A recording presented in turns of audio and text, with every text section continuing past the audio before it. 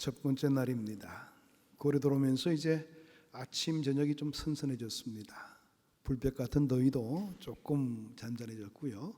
이럴 때 우리의 신앙을 더욱 다잡고 하나님의 은혜를 기리며 준비된 모습으로 신앙생활에 임할 수 있는 귀한 기회로 삼게 되기를 원합니다. 태초에 하나님께서 천지 만물을 창조하시고 부모가 자식에게 기업을 준비하듯이 하루하루 온 땅을 준비하는 그런 모습을 보이십니다. 그 가운데서 여섯째 날에 아담과 하와를 만드시고 땅의 주인이 되도록 그렇게 명하셨죠. 온 땅을 다스릴 수 있는 권세를 그에게 허락해 주십니다. 그 명령이 바로 창세기 1장 28절에 나오는 땅을 정복하라, 이런 명령이었습니다.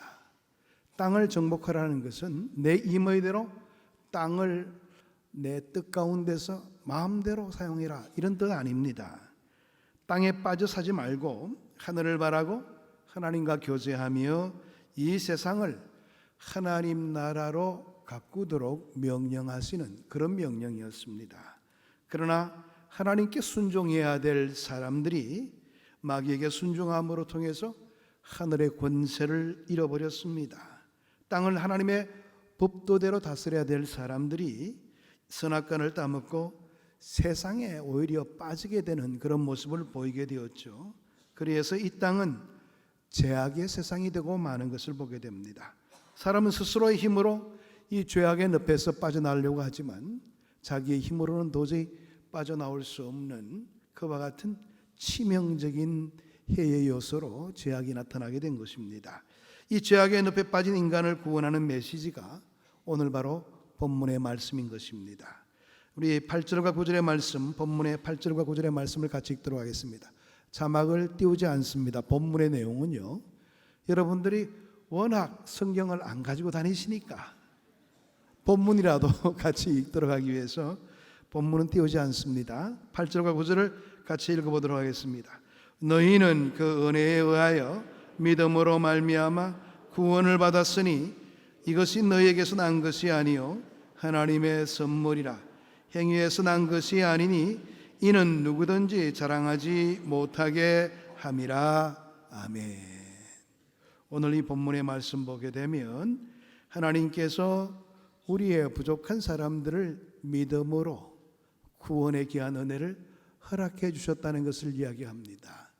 우리의 특권 이런 것들이 아니고요, 하나님께서 그 믿음 하나 보고 우리를 하나님의 귀한 구원의 자녀로 삼아주셨다는 겁니다. 또 바로 그것이 바로 선물로서 나타나는 하나님의 큰 은혜라는 것을 이야기하고 있죠. 그래서 신학자들은 이 본문을 신약 성경에 나타난 가장 위대한 복음의 요약이라 이렇게 말하기도 합니다. 수많은 사람들이 구원의 도리를 깨닫고 감격했던 말씀이 바로 본문의 말씀이지요. 얼마나 많은 사람들이 이 구절로 인해서 은혜의 세계로 들어가면서 하나님을 찬양했는지 모릅니다. 문제는 이 구절이 나와 어떤 관계가 있느냐 하는 점입니다. 수많은 사람들이 감격해하는 이 구절 앞에서 내가 구경꾼이 되어서 아무런 느낌을 가지지를 못한다면 이것은 참 문제 있는 신앙의식이 되고 말 겁니다. 이 은혜의 복음 앞에서 여러분은 남의 이야기나 하게 되고 또 귀한 축복을 상실한 채 살아가게 된다면 이것처럼 비극이 어디 있는가 하는 점입니다. 오늘 이 본문의 말씀의 내용 속에서 특별히 너희라는 말 대신에 나라는 말을 한번 넣어서 다시 한번 더 읽어보도록 하겠습니다. 8절과 9절을 너희라는 말 대신에 나라는 말로 바꾸어서 같이 한번 읽어보도록 하겠습니다. 나는 그의 은혜에 믿음으로 말미암아 구원을 받았으니 이것이 나에게서 난 것이 아니요 하나님의 선물이라. 행위에서 난 것이 아니니 이는 누구든지 자랑하지 못하게 함이라. 여러분, 이 말씀을 너희 대신에 나라고 읽게 되니까 조금 감회가 다르지요. 하나님께서는 나를 위하여 이와 같은 귀한 은혜를 준비하시고 그 은혜의 자리에 임할 수 있도록 우리에게 크신 사랑을 베풀어 주셨다는 겁니다. 오늘 이 본문의 말씀을 한마디로 압축해서 이야기해 본다면 오직 은혜로 이런 말이 될 수가 있어요. 내 어떤 특권이나 능력이나 행동 때문이 아니라 오직 은혜로, 이런 뜻으로 압축해서 볼 수가 있는 겁니다. 종교개혁자들은 이 오직이라는 말을 굉장히 선호했습니다. 성경에서 그래서 5가지의 내용을 오직이라는 말과 연결시켜서 성경의 핵심, 적어도 이런 부분에서는 우리가 모든 것들을 쉽게 생각해서는 안 된다. 적어도 혼합되지 않고 이 세상의 그런 사상과 구별되어서 오직 이것만은 지켜야 된다. 그래서 종교개혁자들 중에 루터는 이 오직이라는 말, 솔라라는 말인데요, 이 솔라라는 말에 5가지 내용들을 덧붙여서 이야기하고 있습니다. 먼저 첫 번째 솔라가 뭐냐 하면 오직 말씀으로 혹은 오직 성경으로, 솔라 스크립투라, 이렇게 이야기를 했습니다. 두 번째는 오직 그리스도로, 솔루스 크리스투스, 오직 그리스도가 모든 것들을 관장한다. 사람이 뭔가 하려고 하지 말아라. 은혜의 자리는 주님께서 우리를 위해서 구원에 귀한 역사를 허락해 주신 자리다. 그렇게 말을 했죠. 또 오늘 우리의 본문의 말씀의 주제와 같이 오직 은혜로, 솔라 그라치아라는 말을 쓰고 있습니다. 네 번째로는 오직 믿음, 솔라 피데. 이 다 라틴어입니다. 오직 하나님께 영광을, 솔리데오 글로리아, 이런 말을 써서 성경에는 5가지 내용이 압축적으로 우리에게 오직 하나님의 유일성을 강조하면서 이렇게 나타나고 있다. 이것을 우리가 양보하게 되면 다른 것을 다 양보하는 거나 마찬가지다, 이렇게 이야기하기까지 했습니다. 로마 교황청은 이런 종교개혁자들의 부르짖음에 대해서 제동을 걸었죠. 뭐가 오직이란 말이냐? 물론 말씀도 중요하지, 그러나 교황의 말씀도 그 말씀의 권위만큼 중요해. 이렇게 교황의 말과 하나님의 말씀을 동등한 것처럼 그렇게 취급하기를 종용했습니다. 오직 믿음이 아니라 행함으로도 구원을 얻을 수 있다는 것 너희들이 모르고 있느냐? 이런 식으로 다시 한 번 더 되물으면서 행함도 포함시켜야 된다, 이렇게 이야기를 하고 있는 겁니다. 오직 은혜가 아니라 인간의 노력도 공로도 인간을 구원할 수 있는 줄을 모르느냐? 이렇게 해서 이제 오직 은혜, 오직 믿음, 이런 거 말하지 말라, 그렇게 이야기를 했습니다. 솔라라는 말을 빼기를 원했던 겁니다. 그런데요, 이들이 이렇게 주장하면서 그냥 강압적으로 대시를 하는데, 만약 이 말을 다시 한 번 더 쓰게 되면 우리는 너희들을 다 형장의 이슬로 만들 거다, 그렇게 이야기를 했습니다. 그러니까 어마어마한 그런 어떻게 보면 강압이죠. 마틴 루터도 교황에 의해서 재판정에 소환이 되게 되었습니다. 보름스라는 그 성당에 가서 이제 너의 신앙이 정말 정당한 것인가를 한번 판가름해 보자, 이렇게 이야기를 했던 것입니다. 이 오직이라는 단어를 버리지 않으면 이제 이 루터도 형장의 이슬로 사라져야 될 그런 상태에 이르게 되었던 겁니다. 그러자 가족과 친지들은 말합니다. 조금 때를 기다리자. 보름새에 가지 않는 게 좋을 것 같다. 먼 나라에 가서 다시 시작하면 되는 것이지, 지금은 너무나도 목숨이 경각의 위치에 있는 것이니까 이 위기를 벗어나는 것이 더 우선적인 것 아닌가, 그렇게 요구를 했던 겁니다. 그런데 루터는 그런 이야기를 했습니다.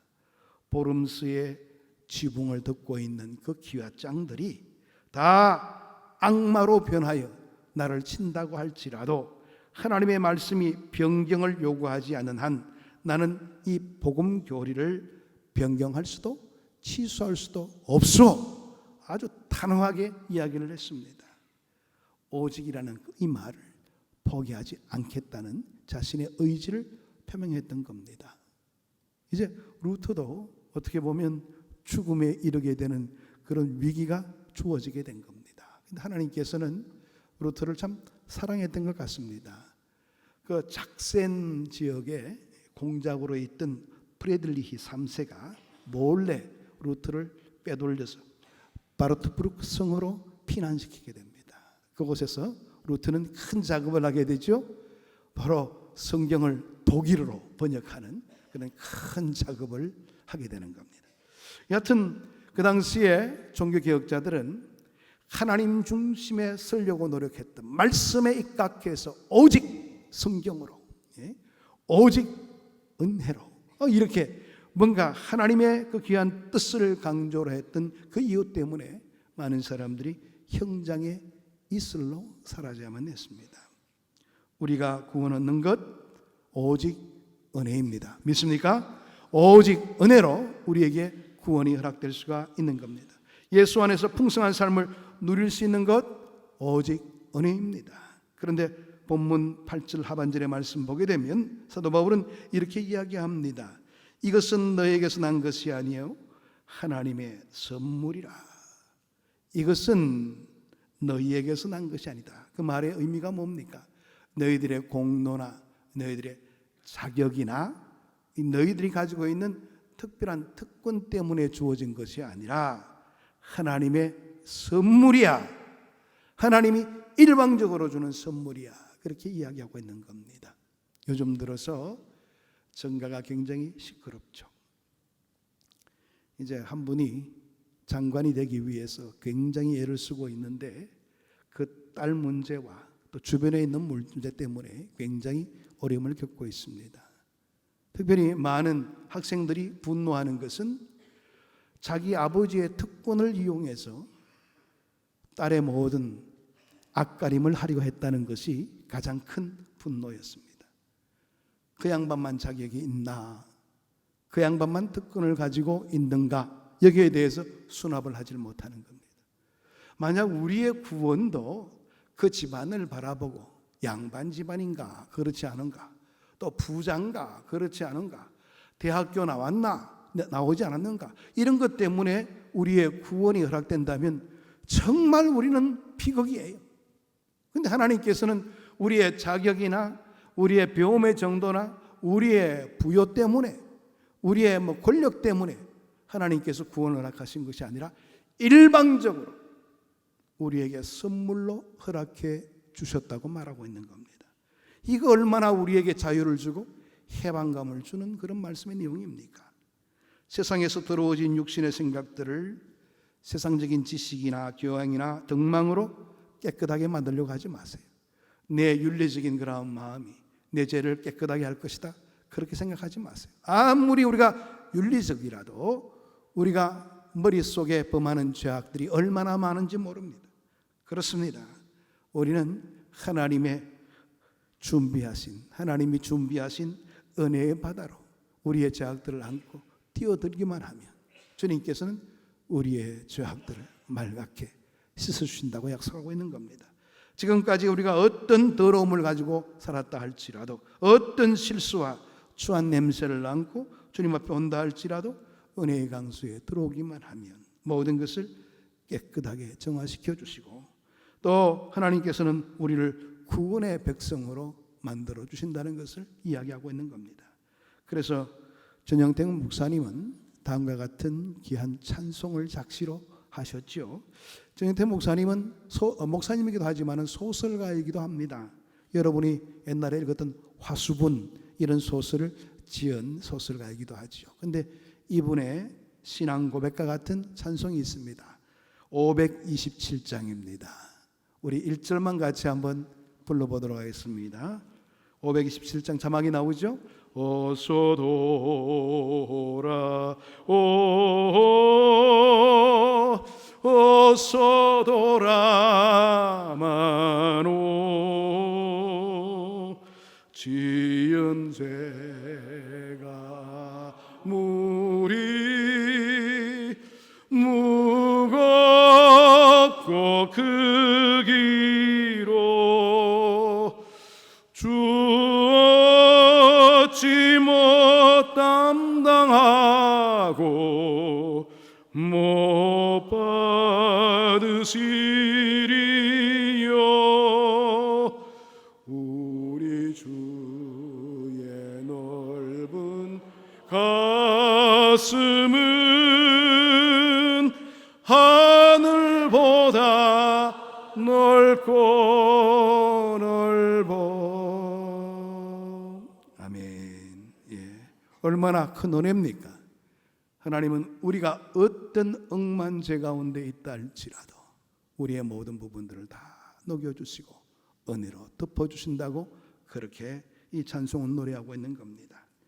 하나님의 그 은혜는 오직 믿음으로 통하여 우리에게 허락되어지는 겁니다. 오래전에 한 마을에 오스왈드라는 미국의 한 청년이 살고 있었습니다.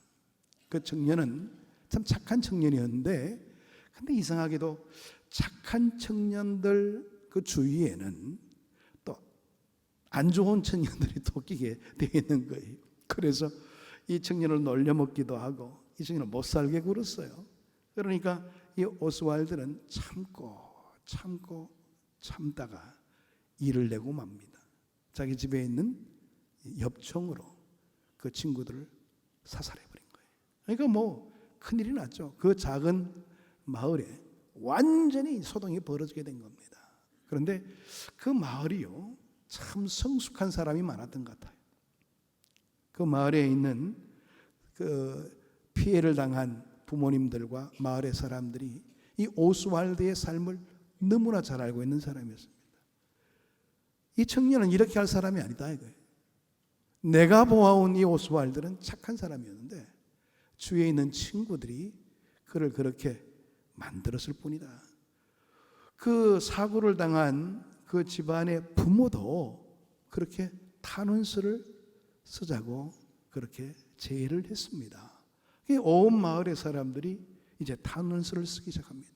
만약 이 탄원서가 없다면 반드시 이 오스왈드는 많은 사람을 다치게 했고 또 죽였기 때문에 사형에 해당한다는 것을 그 마을 사람들은 너무나도 잘 알고 있었습니다.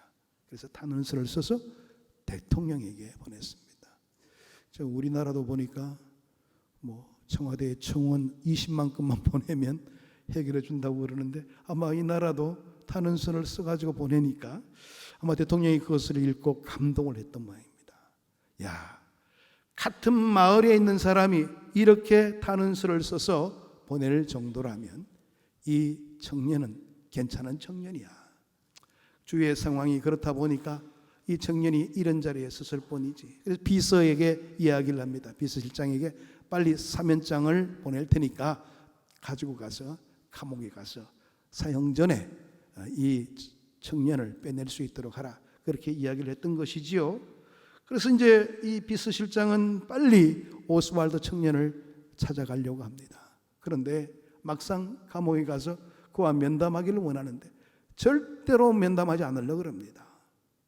이 착한 사람이요 갑자기 큰일을 당하게 되면 눈앞이 캄캄해지는 거예요. 아무것도 안 보이는 거예요. 그래서 막 원망하면서 누가 나에게 도움의 손길을 져줄 사람이 있겠는가, 이 같은 내 존재한테 뭐 이렇게 자기를 비하하면서 고함을 지르면서 막 폭력을 행사하기까지 합니다. 그러니 어쩔 수 없이 이 사면장은 전달되지를 못했어요. 그래서 결국에는 오스왈드는 이 사형장에 설 수밖에 없게 되었습니다. 사형장에 서게 되었을 때 그때 비로소 정황을 알게 된 오스왈드는 이런 말을 남기고 사형장에서 이슬로 사라지게 됩니다. 나는 나의 죄 때문에 죽는 것이 아니라 대통령의 사면장과 용서의 편지를 거절했기 때문이라. 그래서 나는 죽음에 이른 것이야. 이 말을 남기고 사형장에 이슬로 사라졌다 그러죠. 인간이 망하는 것은 죄 때문이 아닙니다. 그 죄를 용서하시는 예수 그리스도를 거절했기 때문인 것이죠. 그러니까 우리가 이 문제에 대해서 더욱 깊이 있게 생각을 해야 될 겁니다. 내 허물과 실수로 망한 것이 아니었습니다. 예수님의 용서를 받아들이지 않아서 망하게 될 뿐인 것이죠.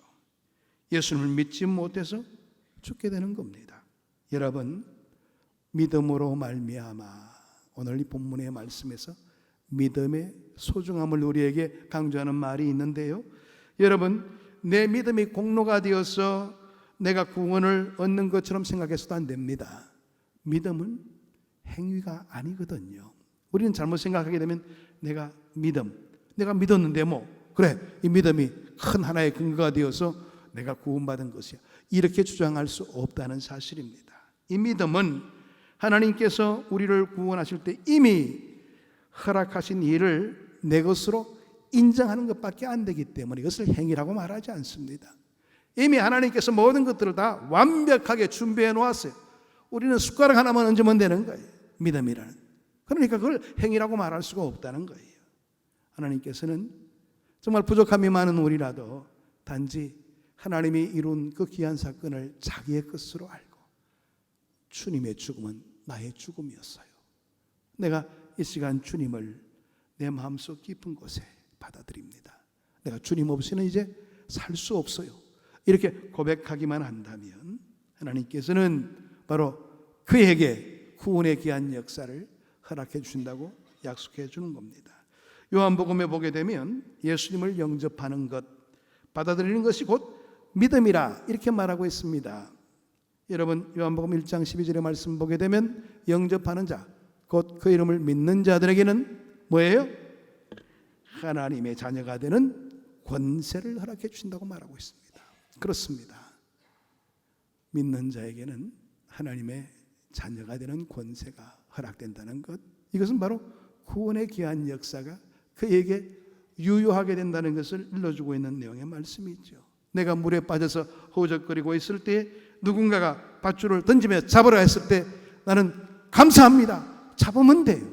근데 내가 뭔가 용 빼는 재주가 있는 것처럼 필요 없어, 내가 하겠다, 이러다가 죽는 겁니다. 그렇습니다. 구원에 귀한 순간들은 나에게 허락될 수가 있는, 모든 사람들에게 허락될 수 있어요. 문제는 내가 내 자신의 힘만 믿고 살아가다 나중에는 그 귀한 기회를 놓쳐버리게 된다는 사실입니다. 그래서 9절의 말씀 보게 되면 행위에서 난 것이 아니니 이는 누구든지 자랑하지 못하게 함이라.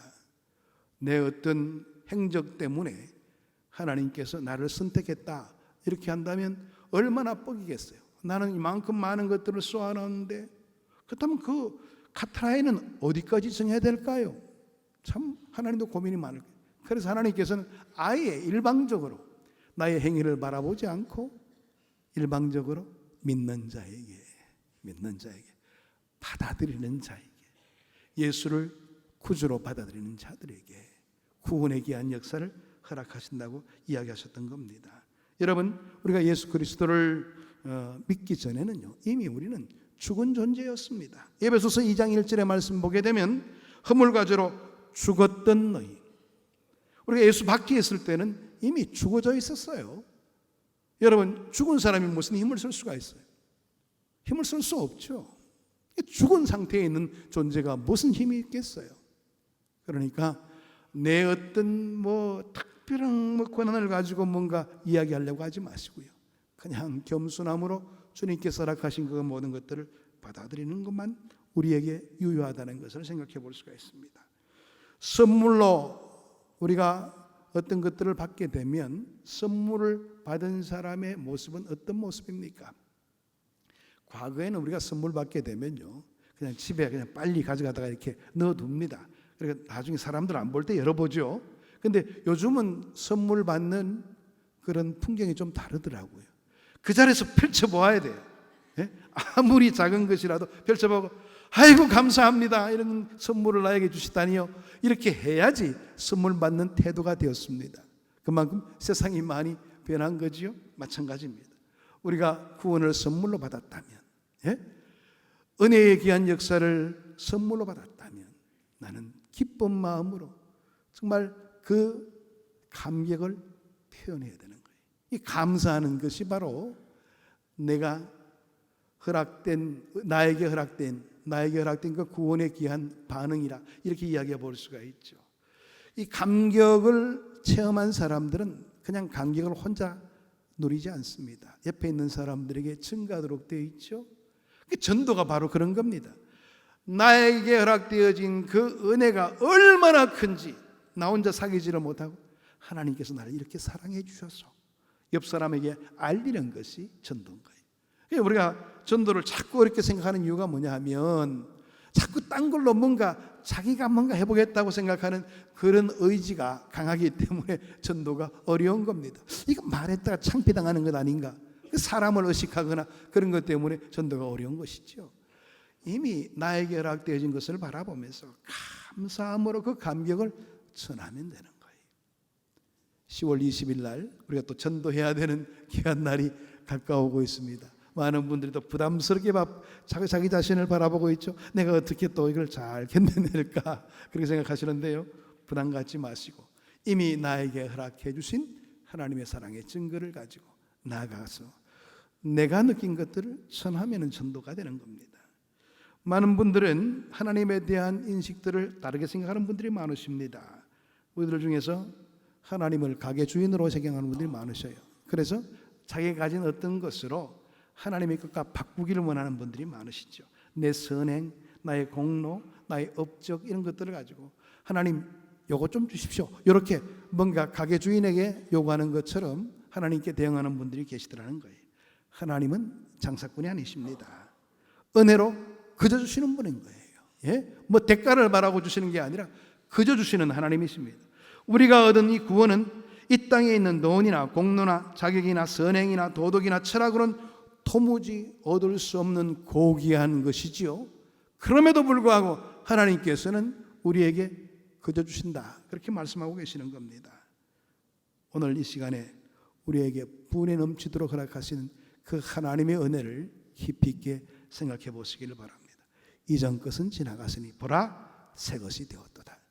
우리의 변화된 존재가 이처럼 가치 있는 존재가 되었다는 겁니다. 어떤 분들은 하나님을 사장님처럼 생각하는 분들이 계십니다. 열심히 일하면 인정해 주겠지. 그래서 교회 일도 뭔가 자기가 인정받기 위해서 하는 그런 분들이 계십니다. 여러분, 하나님은 우리를 종업원으로 부르지 않으셨습니다. 하나님은 우리를 가족으로 부르셨어요. 가족은요, 같이 있으면 되는 거예요. 모든 권한이 다 허락될 수가 있는 겁니다. 하나님을 사랑하고 하나님을 항상 곁에 모시기를 원하는 그 열망만 가지면 되는 거예요. 가족 공동체의 모습이 어떤 겁니까? 같이 만나서 사랑을 공유하고 서로 나누는 그런 속에서 가족의 가족됨이 나타나는 것 아니겠습니까? 마찬가지입니다. 하나님은 그런 모습으로 신앙생활하는 것을 원하시는 겁니다. 반대로 하나님을 우리의 시녀처럼 혹은 도깨비 방망이처럼 생각하는 분들이 계세요. 내 필요에 따라 하나님 이것도 해주시고 저것도 해주시고 자기 욕망대로 뭔가를 요구하는 분이 계십니다. 뭐 과거에 우리 동화 속에 나오는 뭐 도깨비 방망이처럼 돈 나오라 뚝딱 뭐 이렇게 하면 뚝뚝 되는 것인 줄 알고 그렇게 신앙생활을 하는 분들이 계시더라는 거예요. 그거 아니죠. 하나님을 나의 이용 가치 정도로만 생각하고 있다면 하나님에 대해서는 잘못 생각하고 있는 겁니다. 이 시간 우리가 분명히 고백해야 됩니다. 하나님은 나의 주인 되십니다. 하나님은 나의 왕이십니다. 하나님은 나의 모든 것들을 주관하시는 분이십니다. 그러므로 나는 하나님과 함께하는 일이 가장 즐거운 일임을 내가 압니다. 이런 고백이 우리의 삶 가운데 있어야 된다는 겁니다. 이미 우리는 하나님의 은혜 가운데 살고 있습니다. 내가 누리는 은혜를 모르기 때문에 오늘도 우리는 낙심하고 절망할 때가 많이 있는 것이지요. 왜 절망하느냐? 항상 우리의 수준은요, 꼭 옆에 있는 믿지 않는 사람들과 비교하는 수준들이 있어요. 저 양반은 예수 안 믿어도 잘 사는데 나는 예수 믿는데도 왜 요 모양 요 꼴이냐? 돈의 과다와 그 다음에 건강의 유무와 이런 것들로 내 현실을 판단하는 경우가 많습니다. 여러분, 돈은 영원한 것 아닙니다. 내 건강도 영원한 것 아니에요. 나이가 많으면 죽음에 이를 수밖에 없죠. 그런데 우리는 그런 것들과 비교할래야 비교할 수 없는 영생을 소유한 자들입니다. 영생을 소유했다는 그 자체에 대해서 감격해야 할 줄 알고 감사할 줄 아는 그런 마음을 가져야 되는 것인데 영생에 대해서는 상관없어요. 짧은 이 생에서 살아가는 이 모든 일들에 우리의 관심을 모으다 보니까 항상 불만이 많고 항상 신앙생활하면서도 뭔가 헛헛하고 그런 모습을 보일 뿐인 것이지요. 여러분, 너무 세상의 일에 집중하지 마시기를 바랍니다. 세상을 뛰어넘어서 역사하시는 하나님의 귀한 뜻에 우리의 마음을 모으셔야 됩니다. 우리가 왜 이 세상, 싸구려 같은 그런 이 세상에 집착하면서 가장 귀한 것들을 싸구려의 내용들로 바꾸려 하십니까? 그건 지혜롭지 못한 사람의 모습이죠. 우리가 얼마나 귀한 존재인 줄 안다면 그런 생각은 하지 않을 것입니다. 우리는요, 예수님하고 맞바꾼 존재입니다. 그렇지 않습니까? 예수님이 나 대신 죽음의 자리에 임하셨습니다. 나를 구원하기 위해서. 그렇다면 그 예수님은 어떤 분이셔요? 하나님이십니다. 천지를 만드신 분이시고 내 인생을 책임져 주시는 분이시고 그런 분이십니다. 그런데 하찮은 나를 위해서 삶을 내어주셨어요. 그런 아주 가치 있는 예수님의 가격에 해당되는 귀한 존재가 우리란 말이에요. 그러니까 우리의 존재 자체에 대해서 그만큼 가치 있게 평가를 해야 될 것이고요. 그 가치로 우리의 삶을 점검해보는 우리의 의식이 필요하다는 겁니다. 우리는 하나님의 작품입니다. 오늘 본문의 말씀에서도 바로 그런 내용들을 이야기하고 있죠. 그렇습니다. 우리는 귀한 존재들이에요. 하나님의 귀한, 어떻게 보면 명품과 같은 존재들이에요. 그러니까 우리의 삶을 이 세상 것에만 자꾸 비교해서 모든 것들을 평가하지 말고 보다 영적인 일에 눈을 열어서 하나님께서 함께 하시는 그 일에 마음을 두시기를 바랍니다. 아까도 말씀드렸죠. 우리에게 귀한 과제는 내가 먼저 정립되어야지 전도할 수가 있는 거예요. 내 신앙이 정립이 안 되어 있다 보니까 전도하기가 너무 힘들어요. 오늘 우리가 10월 20일 우리가 전도해야 되는 가장 중요한 날을 우리가 앞두고 우리의 마음속에 다시 한 번 더 신앙의 기초를 든든히 해서 한 영혼을 주님께로 인도하는 그 일에 뜻과 마음을 다하시길 바랍니다. 하나님은 부족한 우리라도 우리를 도구로 써서 하나님의 큰 일꾼으로 사용하실 것입니다. 그때를 바라보며 마음과 뜻을 다할 수 있는 우리가 되기를 축복합니다. 기도하겠습니다. 하나님 감사합니다. 오늘도 우리에게 귀한 도전을 허락해 주셨사오니 그 말씀 가지고 이 땅을 승리로 살아갈 수 있게 도와주시고 하나님의 은혜와 진리 가운데 진정으로 우뚝 설 수 있는 주의 일꾼으로 살 수 있도록 아버지께서 친히 역사해 주시고 인도해 주옵소서. 예수 그리스도의 이름으로 기도하옵나이다. 아멘.